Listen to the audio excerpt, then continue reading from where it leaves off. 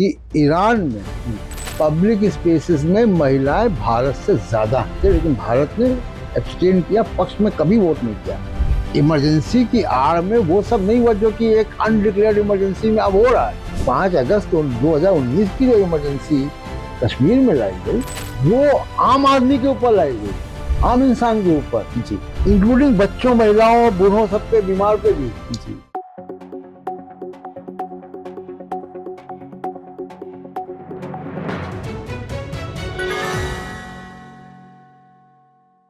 Sir, 2 बड़े मुद्दों पे मेरे ख्याल से हमें कुछ बातें करनी चाहिए जी। पहला मुद्दा है जो पिछले लगभग 15 दिनों से ईरान और इजराइल और उनका युद्ध और युद्ध विराम के बीच का मसला है, उसमें भारत की स्थिति। और दूसरा जो कल से हम देख रहे हैं, एक बहुत बड़ा डिस्कोर्स सा बन गया है अचानक, इमरजेंसी के 50 साल पूरे हुए, जैसे संविधान हत्या दिवस का। जी जी जी। तो ये 2 मुद्दों पर हम बारी बारी से थोड़ी सी बातें करना चाहेंगे जी। तो शुरू में अगर हम ये कहें कि इजराइल और ईरान के बीच जो युद्ध हुआ और उसके बाद जो सीज फायर हुआ, उसे हिंदुस्तान में हम क्या सिर्फ एक कंसर्न्ड दुनिया के कंसर्न्ड मुल्क की तरह देख रहे थे, या हमें ऐसा लग रहा था जैसे हम खुद उसमें शामिल हैं? जी, देखिए डॉक्टर साहब, इसमें बहुत बातें हो चुकी हैं।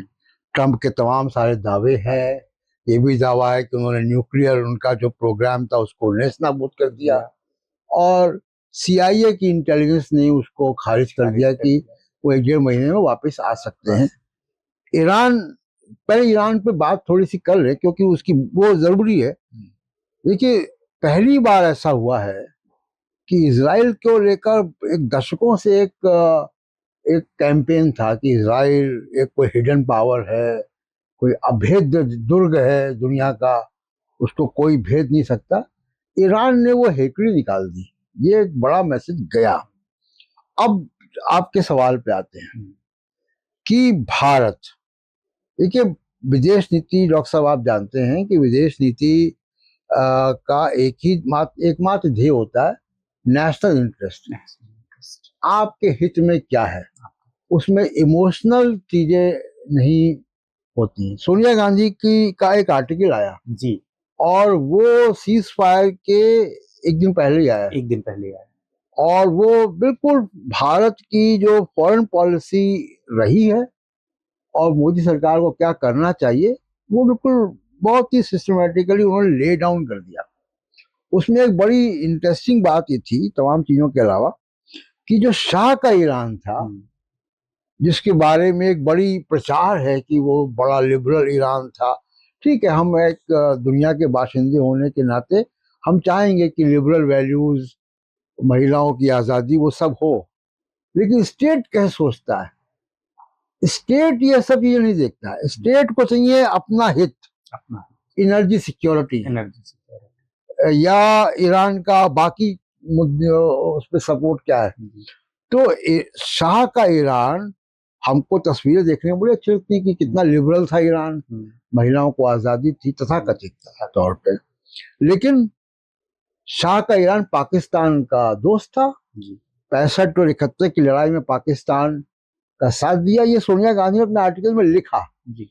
अब इस्लामिक रेवोल्यूशन का एक ईरान है जो खुमैनी के बाद बना, और अब खमनई है, उसके बारे में एक व्यू है, हो सकता है हाँ कोई थियोलॉजिकल स्टेट के बारे में हमारा आपका नागरिकों का एक इंडिविजुअल व्यू हो सकता है, लेकिन स्टेट क्या करेगा? तो स्टेट के पॉइंट ऑफ व्यू से देखिए तो जो रेवोल्यूशन के बाद का ईरान है, उसने कश्मीर मुद्दे पर भारत का साथ दिया। जी बिल्कुल। UNHCR में दिया, पाकिस्तान के खिलाफ दिया, पाकिस्तान के रेजोल्यूशन को शूट डाउन किया। तो एक तो ये हिस्सा है। दूसरा, ये जो इस्लामिक रेवोल्यूशन का ईरान था है, अभी हाल फिलहाल तक हमारी एनर्जी सिक्योरिटी का बगैर डॉलर पेमेंट के एक बड़ा जरिया था। 17-18% तक वहां से तेल आता था जी, जो कि लगभग समझिए कि आधा तो बार्टर में था जी, कि हम उनकी रेलवे बना दें, हम बासमती दे दें उनको, और बाकी चीजें थी वो रुपए पे थी पेमेंट। उसमें भी अगर बकाया पेमेंट हो गया तो ईरान ने एक बार इंटरेस्ट भी वेव कर दिया जी। तो ये इस नेशनल इंटरेस्ट को मुझे लगता है कि मोदी सरकार ने वो तवज्जो नहीं दी, और वो एक पॉपुलर नैरेटिव में शायद डोमेस्टिक पॉलिटिक्स का कंपल्शन रहे होंगे कि मुस्लिम कंट्री है, यहाँ पे उनकी पॉलिटिक्स क्या है, इसराइल को लेके एक कैंपेन है, एक यूफोरिया है उनके वोट बैंक में, तो न्यूट्रल दिखना चाहते होंगे, नहीं उस पर कोई पोजीशन ली। आखिर में जब सब कुछ निपट गया तो मोदी साहब ने ईरान के प्रेसिडेंट से बात की, वो भी सोनिया गांधी के आर्टिकल के बाद। तो ये मेरा व्यू है कि इस पे एक बड़ी स्पष्ट पोजीशन लेनी चाहिए थी, जो पोजीशन गाहे बगाहे भारत की सरकार यूनाइटेड नेशंस में इजराइल के मामले पे लेती रही है, मोदी सरकार भी लेती रही है। इजराइल का मामला तो दूसरा था, लेकिन ये भी जो आपने ये कहा कि पोस्ट रेवोल्यूशन ईरान से भारत के संबंध बहुत अच्छे रहे। बिल्कुल, बेशक। फिर क्या का वजह रही कि पोस्ट रेवोल्यूशन ईरान को भारत में ही इतना डेमोनाइज किया गया? जी, इसका बहुत बड़ा देखिए जो मैं देखता हूं कि क्या वजह रही होंगी। तो एक तो वेस्टर्न मीडिया का कैंपेन है, और उससे हमारा मीडिया भी प्रभावित है, हमारे जो सोशल इंस्टीट्यूशन वो भी प्रभावित हैं, हमारी अपनी कोई मौलिक समझ इसमें बन नहीं पाई जी। और ये भारत के बुद्धिजीवियों की जो बड़े बड़े आर्टिकल लिखते हैं एडिटोरियल पेज पे, उन लोगों की मैं देखता हूँ कि बहुत सारा जो कंजम्पशन है वो वेस्टर्न मीडिया से आ रहा है। और यहाँ मैं एक बात बता दूं डॉक्टर साहब कि मैं ईरान गया हूँ जी, और मैंने वो फर्क देखा कि वेस्टर्न मीडिया का कैंपेन क्या है और वास्तविक ईरान क्या है। इवन जो सबसे बड़ा एक सवाल खड़ा होता है महिलाओं की आजादी को लेकर, डॉक्टर साहब ईरान में महिला पब्लिक प्लेस, आप उसी से अंदाज लगाइए, कोई पैमाना उठा लें आप कि पब्लिक स्पेसेस में महिलाएं कितनी दिख रही हैं।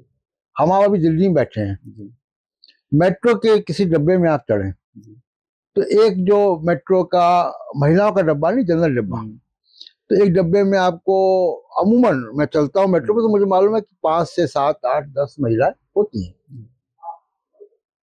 किसी अभी हम लोग यहाँ पे बैठे हुए प्रेस क्लब ऑफ इंडिया में, प्रेस क्लब ऑफ इंडिया के अंदर आप हॉल में जाइए, कितनी महिला पत्रकार आपको दिखाई देंगी। किसी पब्लिक प्लेसेस में जाइए, कितनी महिला। तो ये जो महिलाओं की प्रेजेंस है पब्लिक स्पेसेस में, ये बताती है कि महिला कितनी आजाद है, आजाद ही नहीं कितनी एम्पावर्ड है, और कितना वो उसका मूवमेंट कैसा है समाज में, एक्सेस कितना है उसके पास पब्लिक स्पेसेस तक। यस। अब आपको मैं बताता हूं कि ईरान में पब्लिक स्पेसेस में महिलाएं भारत से ज्यादा हैं। किसी भी जगह आप चले जाएंगे आपको महिलाओं की संख्या मिलेगी। तो ये तो फर्क है। तो ये बहुत, जो आपके सवाल पे लौटता हूँ कि भारत में क्या हुआ, भारत ने बहुत कुछ बोरो कर लिया वेस्टर्न मीडिया से और वेस्टर्न प्रोपेगेंडा से।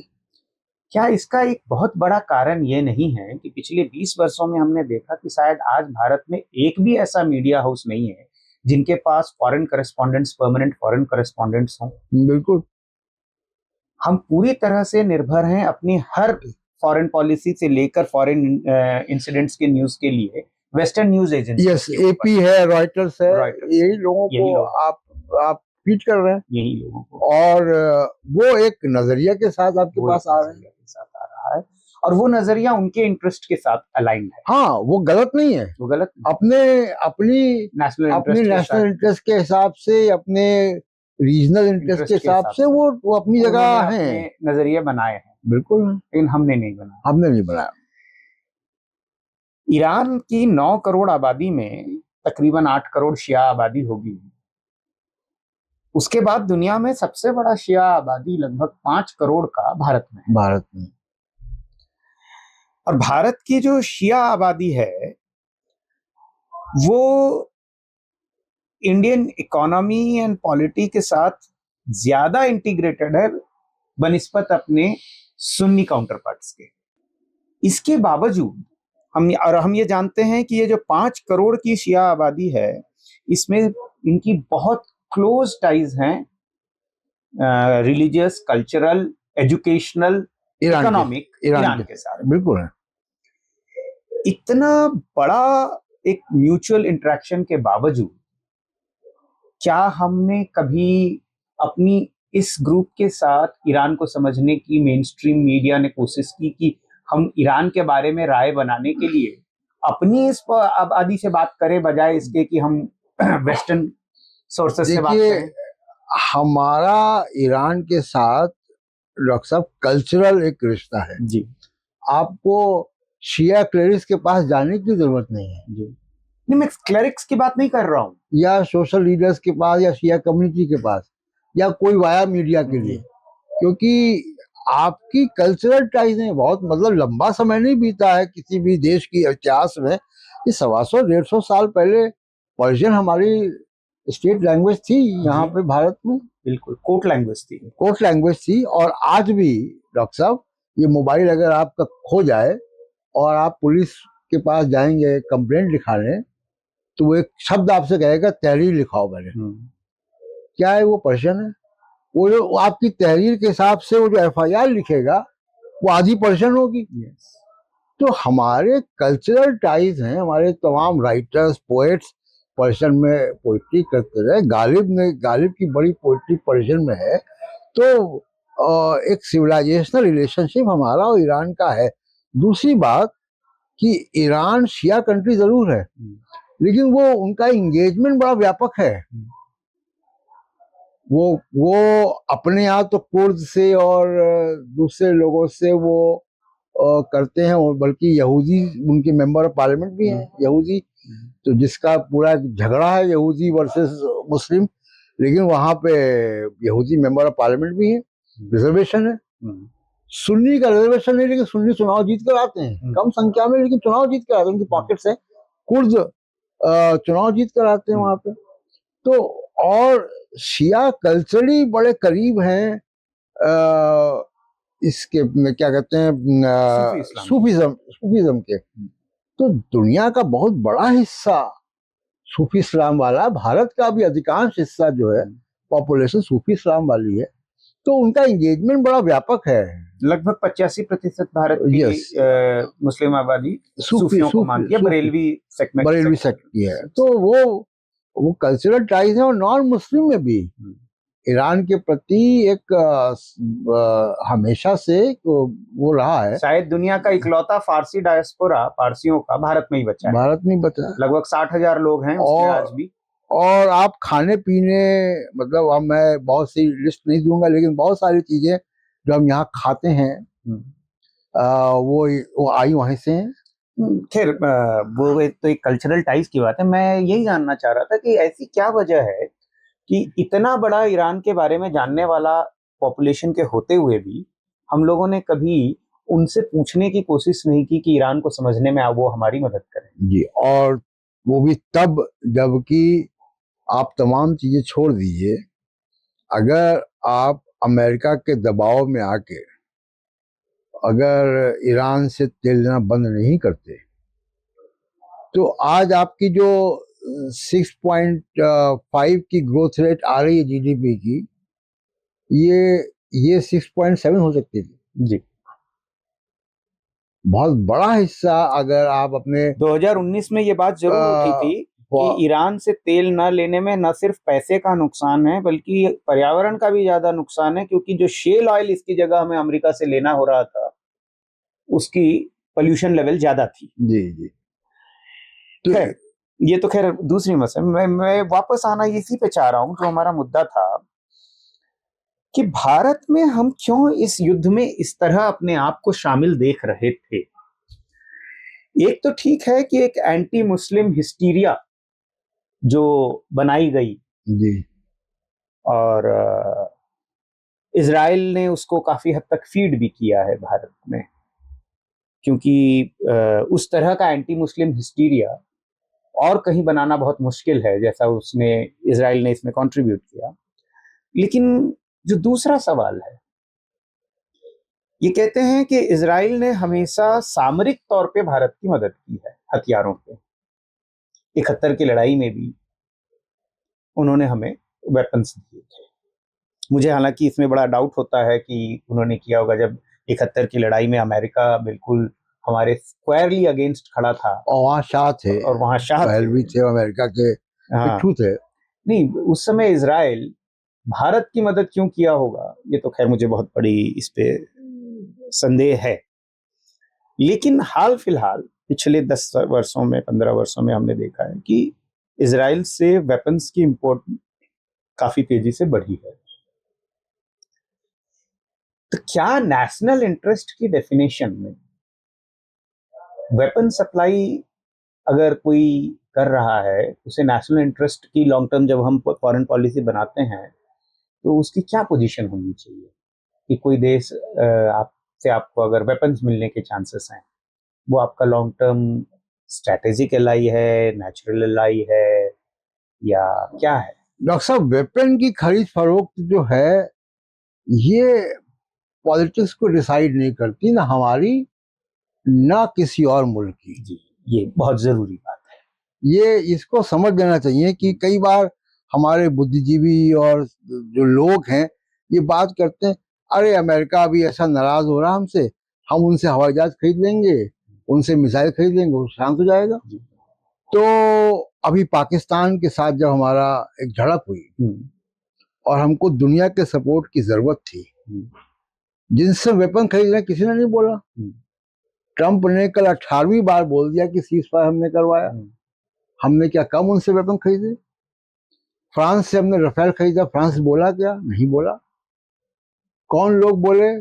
इजराइल और तालिबान रूल्ड अफगानिस्तान, जिनकी क्रेडिबिलिटी फैक्टर हम सब समझ सकते हैं कि क्या है ग्लोबल पॉलिटिक्स में।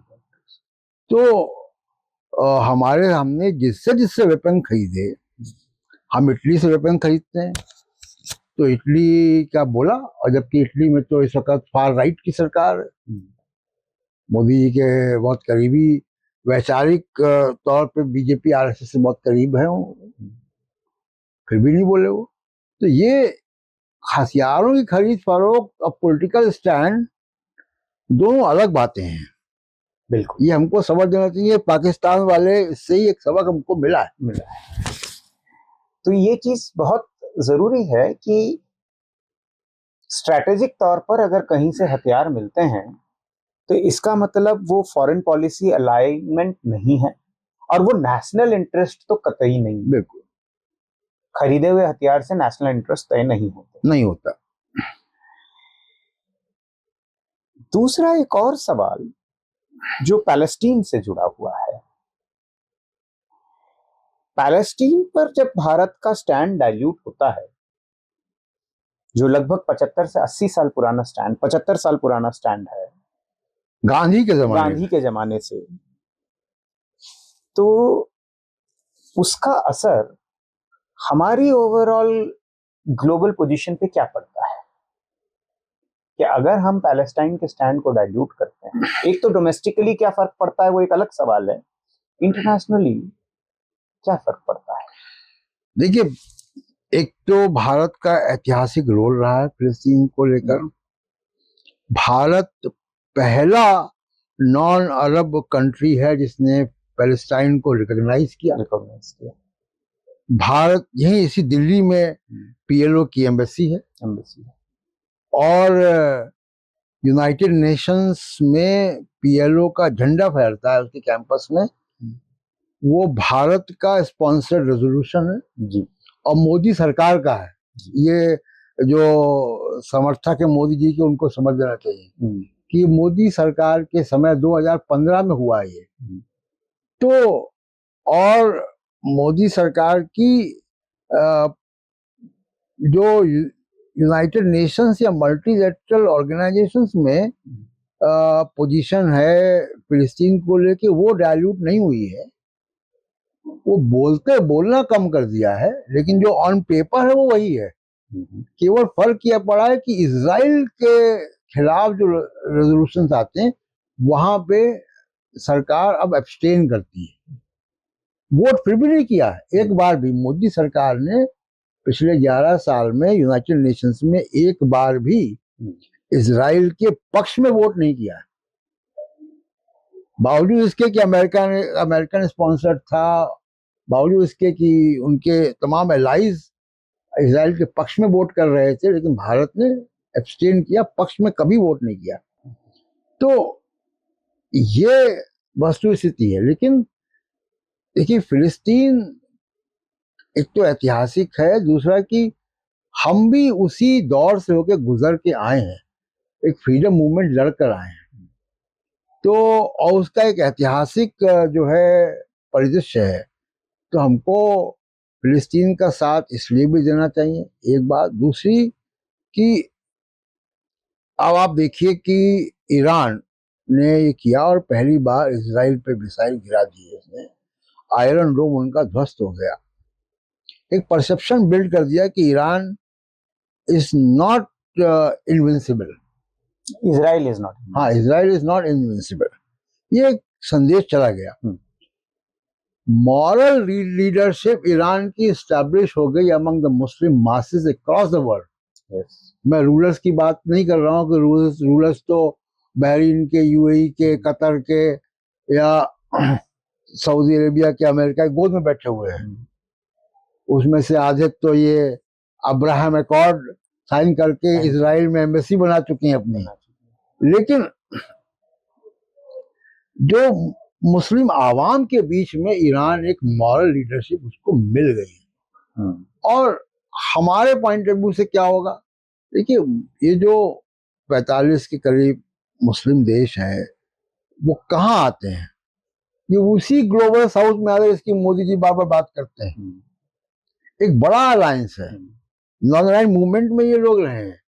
तो आपको जब भी एक प्रेशर ग्रुप बनाना पड़ेगा वेस्टर्न पावर्स के खिलाफ, और बनाना ही पड़ेगा, आपके उनके हित टकराएंगे, तो जब बनाना पड़ेगा तो आपके पास अलाइज कौन होंगे, तो एक ये अलाइज होगा। तो आप जब एक स्टैंड लेते हैं तो आपको अलाइज मिलते हैं, प्लस यहां से आपको एनर्जी सिक्योरिटी मिल रही है। दूसरी बात जो बहुत अहम है, सबसे ज्यादा फॉरेन एक्सचेंज जो हमको रेमिटेंस मिलता है वो जो गल्फ कंट्रीज में हमारे लोग काम कर रहे हैं, बिल्कुल सबसे ज्यादा फॉरेन जो करेंसी में रेमिटेंसेस हैं वो वहीं से आ रहे हैं, लगभग $40 billion. 40 billion dollar.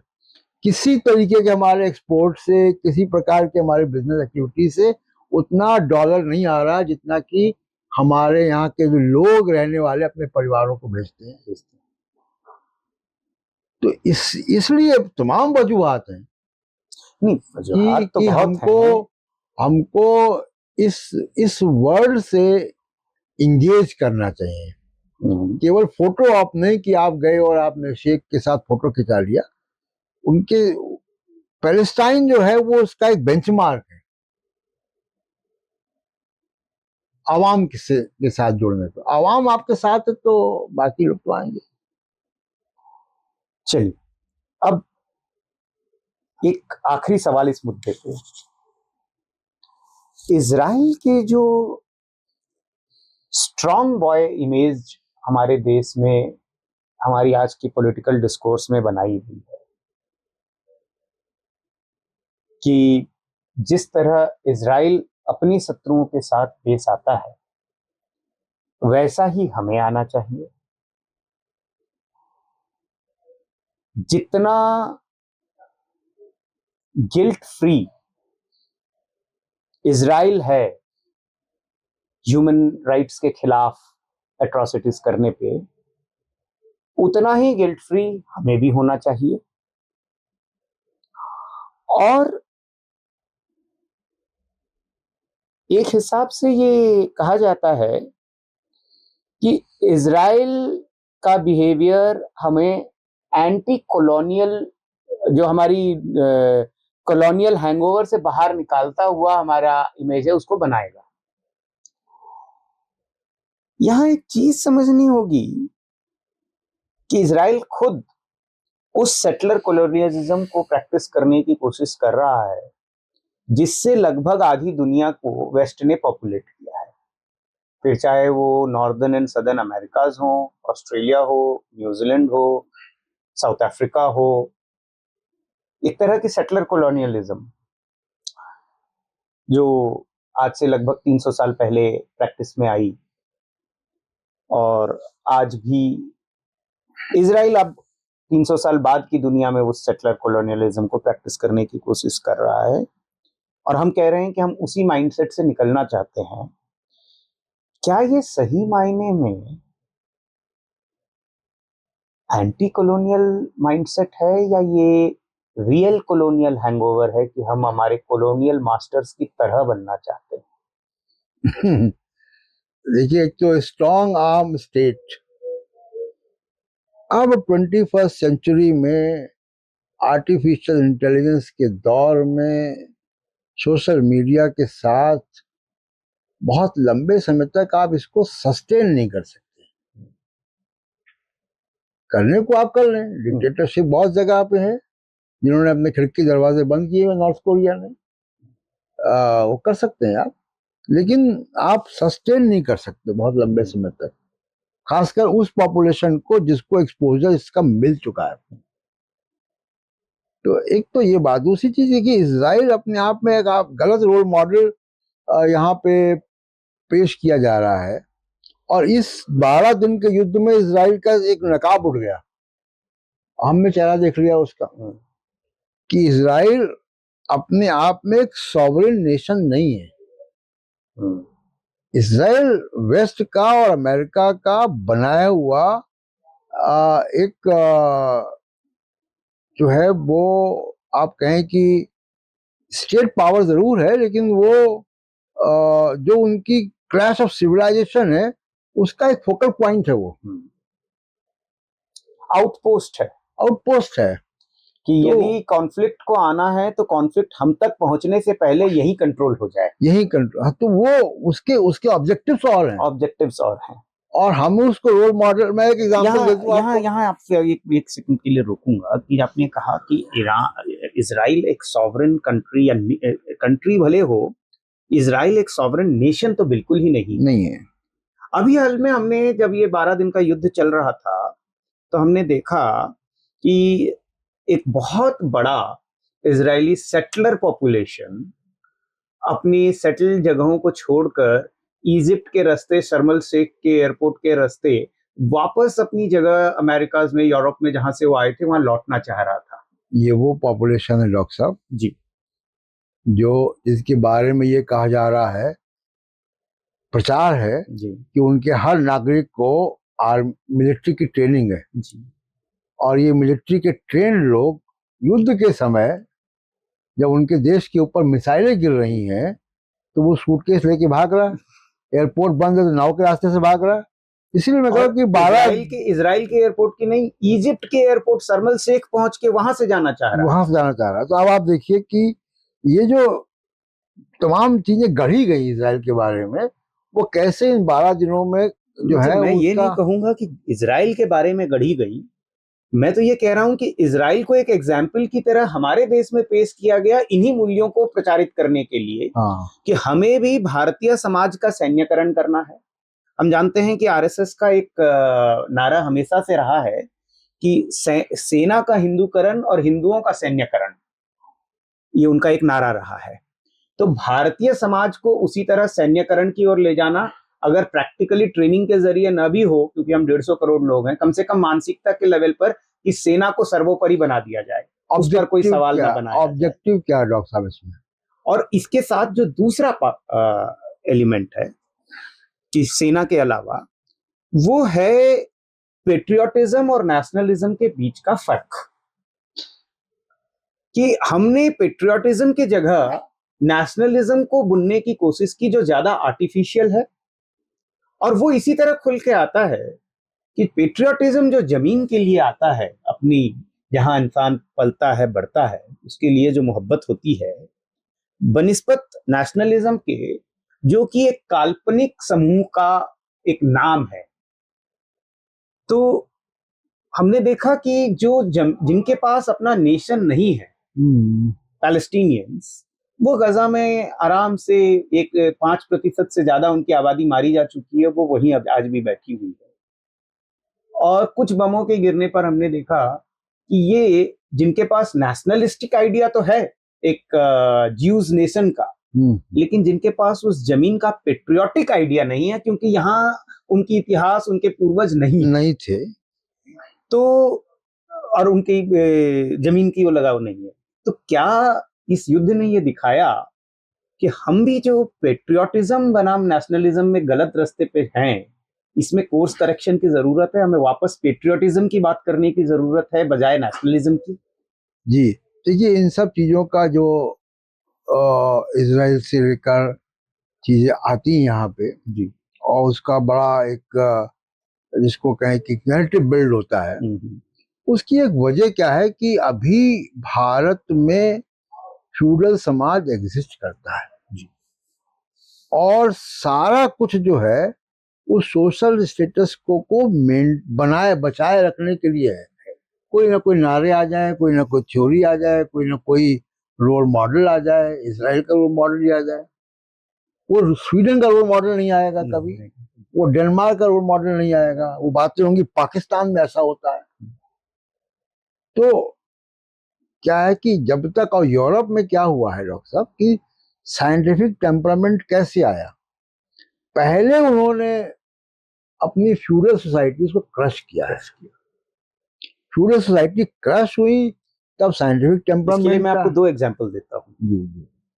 Crimean war के बाद जब पहली बार इतिहास में रूस हारा 1860 में, तो उस समय जो जार थे उन्होंने देखा कि पहली बार रूस भी हार सकता है, वरना वो undefeatable war, the greatest war machine कहलाती थी।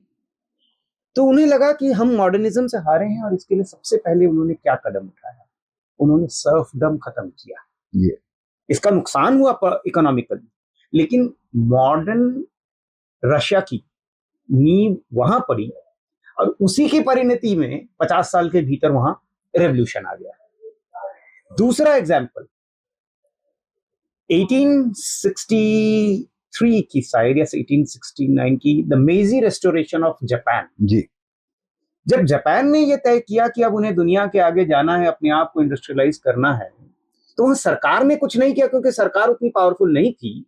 वहां के फ्यूडल लॉर्ड्स ने, जो सामुराई क्लास था, द सॉगनेट क्लास था, उन्होंने स्वेच्छा से अपने सारे प्रिविलेजेस खत्म कर दिए, और जिसे हम मेजी रेस्टोरेशन कहते हैं। और उसके बाद का नतीजा हम देखते हैं कि अगले 40 सालों के भीतर 1905 में जापान ने एक यूरोपियन पावर रशिया को हरा दिया। बिल्कुल, मंचूरिया में, साखालिन में। तो ये बात जो आप कह रहे हैं कि यूरोप में भी मॉडर्निज्म की शुरुआत, साइंटिफिक टेम्पर की शुरुआत सबसे पहले अपनी फ्यूडल प्रिविलेजेस को खत्म करके आया था। फिर civil rights, political right, democracy की इमारतें उसके बाद बनती हैं। बिल्कुल सही बात। तो अभी मुझसे अगर पूछेंगे आप, तो मैं कहूंगा कि सोशल एम्पावरमेंट, वास्तविक social empowerment, including fair distribution of wealth, exactly, Bharat के समाज में आएगा। फिर ये सब डिबेट नए सिरे से सोचनी चाहिए कि भारत का रास्ता क्या हो। और मैं मान के चलता हूं कि जो कॉन्स्टिट्यूशन ऑफ इंडिया है उसमें एक रास्ते हैं जी, और उसमें एक विचारधारा दिखाई देती है, और उसका जो नेशन स्टेट का एक अवधारणा है भारत के संविधान की, वो टिपिकल यूरोपियन नेशन स्टेट जो कि हेगेलियन आधार पे बना, उससे काफी लिबरल है। वो इम्प्लीमेंट नहीं हुई यहाँ पे बात अलग है, लेकिन उसकी अवधारणा जो भारत के संविधान में है, द सिटीजन नेशनल, हाँ सिटीजन नेशनल, वो हाँ जो यूरोपियन स्टेट है वो लिबरल क्रिश्चियन स्टेट है जी। चर्च और स्टेट का सेपरेशन है। मैं आपका इस इंटरव्यू का मौजू बदल रहा हूं कि जो हमने कहा कि भारत की बुनियादी जरूरत, अगर हमें बाकी सारी तरक्की करनी है, साइंटिफिक टेम्पर लाना है, अगर हमारे यहाँ हमें इकोनॉमिक एम्पावरमेंट लाना है, अगर हमारे यहाँ हमें बाकी सारी डेवलपमेंट, सिविल राइट्स, लिबर्टीज लाना है, लिबरल सिस्टम बनाना है, इसकी शुरुआत होगी एक तरह की सोशल इगैलिटेरियन प्रिंसिपल को एस्टेब्लिश करके। बिल्कुल। अब यहाँ अगला सवाल है इमरजेंसी का। इस मुहिम में भारत में इगैलिटेरियन सोशल सिस्टम को एस्टेब्लिश करने की और इगैलिटेरियन आइडिया को एस्टेब्लिश करने की कोशिश में इमरजेंसी को आप कहाँ देखते हैं? 1975 की इमरजेंसी को आप कहाँ देखते हैं? देखिए, इमरजेंसी और उसके आसपास का जो पूरा एक काल है, हाईलाइट उसमें पुलिस एट्रॉसिटीज हुई जी, प्रेस सेंसरशिप हुई जी, और नसबंदी हुई, और इसका कोई जस्टिफिकेशन नहीं है जी। वो सीधी सीधी जिम्मेदारी इंदिरा गांधी या उस वक्त की सरकार की है। और वो गलत हुआ, 100% गलत था। और भारत की डेमोक्रेसी को, फ्रीडम स्ट्रगल के आइडियाज को डिरेल करने का एक तरीका था वो मैं मानता हूं। लेकिन इमरजेंसी का दूसरा पक्ष क्या था? जो 20 पॉइंट प्रोग्राम था, जो प्रिवी पर्स उसके पहले हटाए गए, जो बैंकों का राष्ट्रीयकरण हुआ, और पूरे इमरजेंसी के दौरान इकोनॉमिक ग्रोथ बनी रही, इन्फ्लेशन ऊपर नहीं गया, हमारे पास इकोनॉमिक क्राइसिस नहीं आई, सोसाइटी में डिसिप्लिन आया, वो सब बातें हैं। लेकिन मुख्य तौर पे दूसरी चीज की इमरजेंसी की आड़ में जो अनडिक्लेयर्ड इमरजेंसी में आजकल हो रहा है, इंदिरा गांधी के कोई अडानी अंबानी नहीं थे। इंदिरा गांधी ने किसी इंडस्ट्रियल हाउसेस को इमरजेंसी की आड़ में, जबकि नागरिकता और प्रोटेस्ट और प्रेस सेंसरशिप सब कुछ था, हैबियस कॉर्पस भी नहीं था, सुप्रीम कोर्ट ने उसको कर दिया था, लेकिन उसके बावजूद आप देखिए कि किसी पब्लिक सेक्टर को, किसी उद्योगपति को नहीं बेचा गया, कोई हवाई अड्डे नहीं बेचे गए, कोई रेलवे स्टेशन नहीं बेचे गए, कोई प्राइवेटाइजेशन नहीं किया गया। तो इमरजेंसी की आड़ में वो सब नहीं हुआ जो कि एक अनडिक्लेयर्ड इमरजेंसी में अब हो रहा है। मेरा सवाल इससे थोड़ा अलग था। मैं ये जानना चाह रहा था, जो आपने कहा कि भारत के संविधान में एक विचारधारा है और उस विचारधारा के साथ उस रास्ते का एक खाका है जिससे कि हम उस लिबरल सोसाइटी तक, उस इगैलिटेरियन सोसाइटी तक, उस साइंटिफिक टेम्पर तक, उस रैशनलिस्ट आइडियाज तक पहुंच सकते हैं। उस जर्नी के दौरान जो 1947 से शुरू हुई और 1977 30 साल बाद जहां हम पहुंचे थे, 1975 28 साल बाद जहां हम पहुंचे थे, ऐसी क्या चेंजेस आई थी कि उसके फॉर या अगेंस्ट दोनों तरफ ऐसे कौन से फोर्सेस थे जिनके बीच में इमरजेंसी एक मेजर या एक इंस्ट्रूमेंट की तरह काम आई? बनिस्पत, फॉर एग्जाम्पल जी, हम जानते हैं कि जिन स्टेप्स का आपने नाम लिया, चाहे वो बैंकों का राष्ट्रीयकरण था, एबॉलिशन ऑफ प्रीवी पर्सेस थे, इन सब का बहुत बड़ा विरोध हुआ और एक क्लास पूरी तरह से विरोध में जाके खड़ा हो गया था। उस क्लास का विरोध किस तरफ जा रहा था, उस क्लास को किसका सपोर्ट था, वो विरोध भारतीय संविधान की इस मुहिम की तरफ कितना बड़ा खतरा बनकर सामने खड़ा हुआ था, और उससे निपटने के लिए संविधान की इस जर्नी को जारी रखने के लिए क्या इमरजेंसी उस वक्त जरूरी था? देखिए, इमरजेंसी या सिटीजन के राइट्स को कर्टेल करना तो कभी भी आवश्यक नहीं था। बिल्कुल सही। और जो देश के हालात थे, उस वक्त प्रोटेस्ट हो रहे थे, या ये माने कि जयप्रकाश नारायण ने यहाँ तक कह दिया कि आर्मी और मिलिट्री जो है वो अपना विवेक का इस्तेमाल करें, सरकार अगर गैर कानूनी कोई काम कराती तो ना करें। तो एक तरीके से बगावत का संदेश था। ये तो बिल्कुल संवैधानिक है। संविधान भी ये कहता है कि इलीगल ऑर्डर को नहीं माना जाए। हाँ, ये हर ऑफिसर के ऊपर ये चीज कायम है, ये बात उनके ऊपर लागू होती है कि यदि आपके सुपीरियर कोई इलीगल ऑर्डर देते हैं तो आप उसे मानने के लिए बाध्य नहीं। लेकिन अब वो पब्लिक मीटिंग से बात कही गई तो उसको आप मान सकते हैं कि एक बगावत के लिए वो इंस्टिगेट कर रहे थे। इससे एक कदम आगे, उसी मीटिंग में उन्होंने ये भी कहा कि कल से हम प्रधानमंत्री आवास का घेराव करेंगे, न हम किसी को, लाखों लोगों के साथ, और जब तक वो इस्तीफा नहीं देते हम नहीं उठेंगे। वो इंटरनेट का दौर नहीं था, वो टेलीकम्युनिकेशन का दौर नहीं था। यदि लाखों की एक भीड़ प्रधानमंत्री आवास को घेर कर बैठ जाती, ना कोई अंदर जाता, ना कोई वहां से बाहर निकल पाता, ना फाइलें अंदर जा पाती, ना फाइलें बाहर आ पाती, तो आपको क्या लगता है 1975 का भारत सरकार अराजकता से आगे भी चलकर इस चीज को सस्टेन कर जाता? देखिए, ये एक एडमिनिस्ट्रेटिव इशू था। यस। और एडमिनिस्ट्रेटिव इशू एडमिनिस्ट्रेटिव तरीकों से हल हो सकता है। एग्जैक्टली। कानपुर में रहने वाला, रायपुर में रहने वाला, कोई तमिलनाडु में रहने वाला, कोई महाराष्ट्र में रहने वाला, उसके अधिकार क्यों कम कर दिए गए? एग्जैक्टली। अब यहीं से एक सवाल उठता है कि national emergency and local emergency. Yes.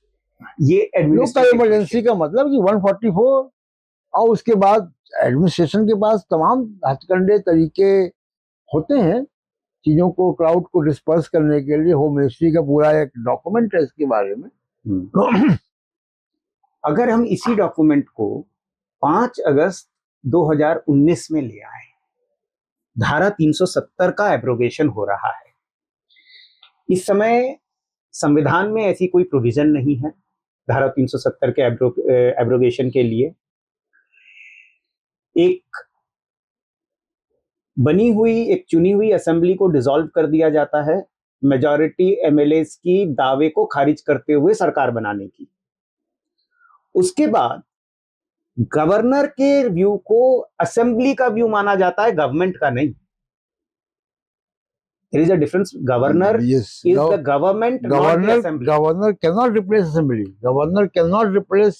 Governor can replace the government. Government. It is governor's rule. Yes. But governor does not replace the assembly. Of course and not. It was the assembly's concurrence which was to be taken, yes, not the government's concurrence. देखिए, और इसके बाद हम देखते हैं कि अगले कई महीनों तक पूरा का पूरा स्टेट लॉकडाउन में रहा। इंटरनेट तो शायद साल भर तक गायब रहा जी। और उसके बाद जो रेस्ट्रिक्शंस आए हैं वो आज तक पूरी तरह से नहीं। प्रेस फ्रीडम वहां आज भी नहीं है। तो 75 की इमरजेंसी को लागू करने का तरीका उन 19 महीनों के दौरान उसके अंदर क्या हुआ, अगर उसे हम कंपेयर करें, और हम चाहे तो उन परिस्थितियों को भी के बारे में बात कर सकते हैं जो 75 से पहले निर्मित हुई थी और जो 5 अगस्त 2019 से पहले कश्मीर में थी। एक चुनी हुई सरकार थी जिसका एक हिस्सा खुद रूलिंग पार्टी बीजेपी थी। मेरे ख्याल से पिछले 10 सालों से, उससे मतलब 2009 के बाद से टेररिज्म बिल्कुल निचले स्तर पे था, टूरिज्म पीक पे था। ऐसे में अगर हम कंपेयर करें 1975 से पहले की स्थिति को, जब हम जानते हैं कि रेलवे स्ट्राइक्स हो रहे थे, जी जी, मैं केवल डॉक्टर साहब एक एग्जांपल देता हूँ। सिटिंग चीफ मिनिस्टर बम से उड़ाए जा रहे थे। जी जी, वो एक अराजकता का माहौल था। लेकिन 5 अगस्त 2019 और 25 जून 1975, मैं इन दोनों काल में था। ठीक है, अब मैं कंपेयर करता हूँ, मैं बड़ी कोई दूसरी तीसरी एग्जांपल है, मैं अपना खुद एग्जांपल कि मैं स्कूल में था जी, इमरजेंसी लगी तो हम स्कूल जा रहे थे, हम खेल रहे थे, हमारे मैचेस होते थे, हमारे एग्जाम होते थे, हम गर्मी की छुट्टियों में नानी के घर भी जाते थे ट्रेन में बैठ के।